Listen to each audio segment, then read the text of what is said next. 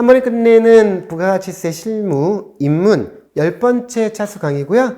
부가세 관련된 강의 마지막 차수입니다. 차가감하에 납부할 세액 계산 구조와 환급에 관련된 부분들 설명드려보겠습니다.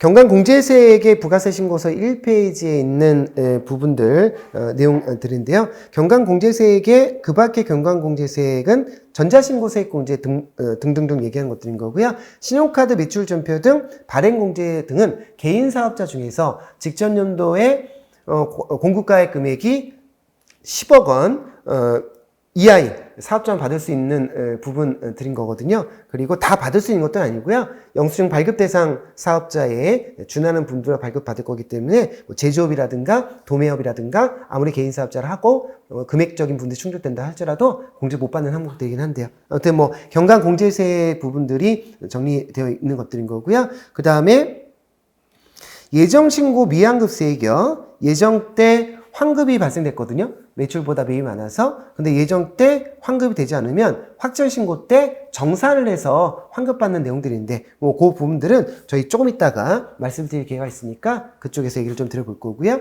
4월달에 10월달에 예정고지를 받았습니다. 1기 확정신고하고 2기 확정신고 시 해당되는 부분들로 빼줘야죠. 미리 납부한 금액들이니까 해당된 금액도 차감이 드린 부분들인 것 같고요. 나머지 것들도 의미가 좀 있긴 있는데 우리가 입문과정이다 보니까 좀 제외하고 가산세 금액이 있는 경우라면 여기서 해당 금액을 적어서 차감 납부할 금액을 결정 짓는 것들인 거고요. 주사업장 총괄납부 사업자 같은 경우에는 맨 마지막에 주된 사업장에서 총괄 납부할 금액을 모두 적어줍니다. 환급이 있는 경우라면 이쪽에 모두 다 환급을 적어주시는 것들인 거예요. 그래서 경감공제세액은 이렇게 관련 서식이 생겨 먹었고, 설명을 좀 더 부차적으로 한번 해본다면 신용카드 매출전표 등 발급세액공제는 영수증 발급 대상인 개인사업자, 이게 첫 번째 조건입니다. 영수증 발급 대상 개인사업자와 간이가세자가 부가세 과세전 제한 또는 공급하고 전자적 결정수단에 의하여 대금을 결제받습니다. 신용카드라든가 현금 영수증 얘기하는 것들인 거고요. 오픈마켓에서 판매된 결제자료권으로 해서 매출이 발생된 것들도 포함하는데요. 아무튼 발급되는 금액, 결제된 금액 1.3%를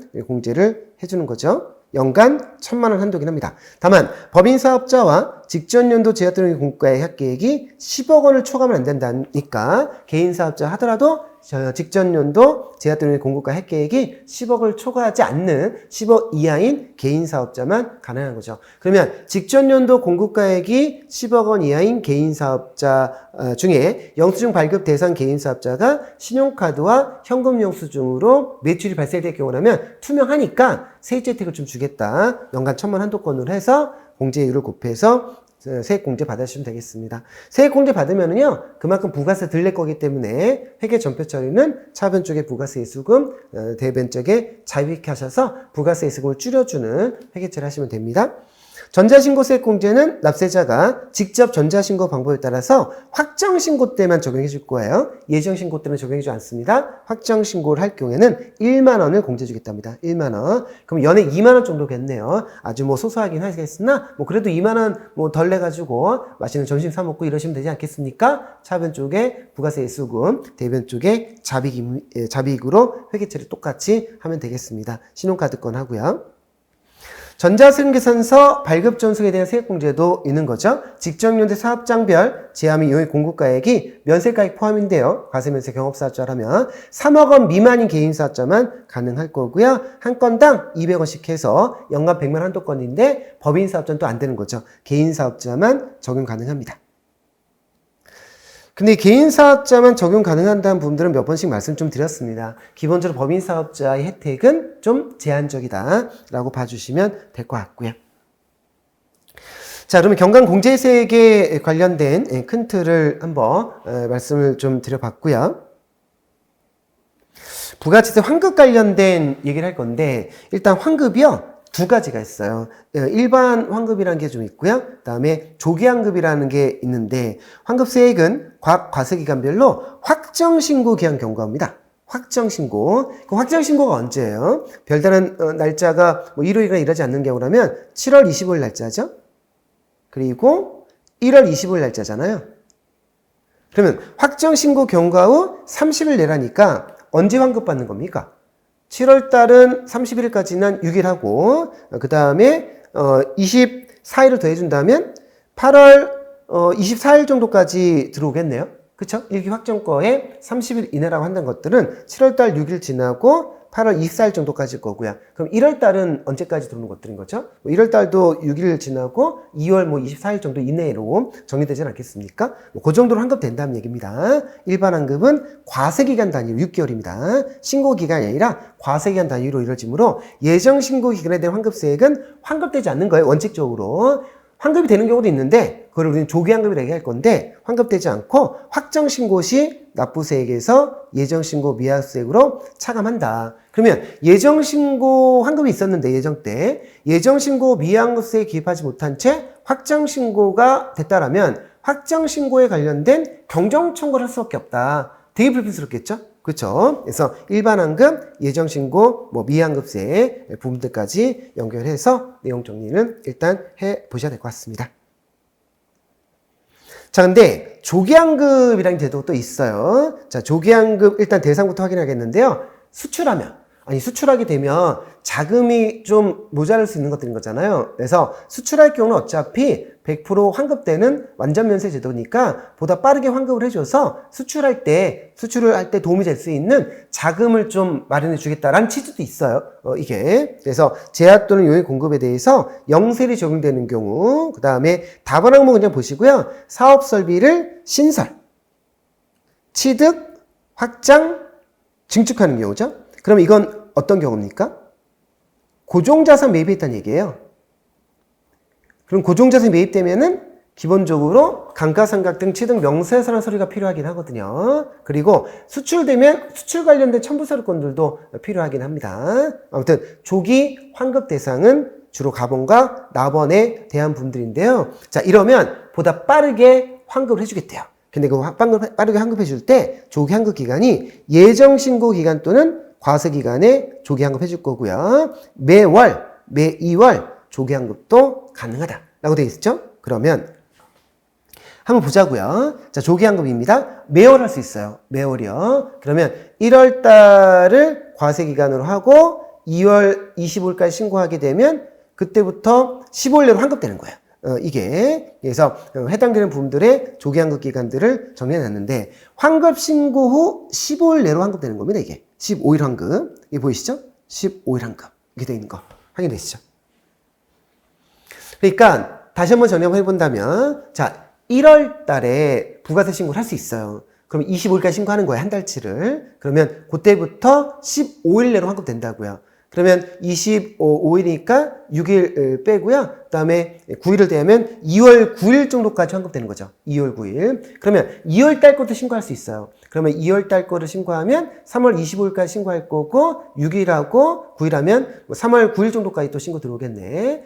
3월 달 거 신고할 수 있어요. 3월 달 한 달치만. 그러면 3월 달 거는 4월 25일 날 신고할 거고 그러면 5월 10일 정도까지 환급되는 거죠. 그래서 환급 신고 기간, 조기 환급 신고 기간, 그게 이제 신고 기간이 매월일 수도 있고 2월일 수도 있다 이런 얘기들인데요. 여하튼 신고 기간 종료부터 15일 내로 환급해 주겠다. 그래서 1월부터 3월 것까지를 한꺼번에 신고할 수 있는데 그때는 5월 10일 날까지 환급이 될 것이다. 이렇게 돼 있는데 이 내용을 다시 한번 정리 한번 해보겠습니다. 우리가 어차피 부가세는 분기별로 이루어지는 부분들인 거잖아요. 그러면 여기는 땡큐 인사말이고 여기다가 좀 써보겠습니다. 자, 그러면 1월 달에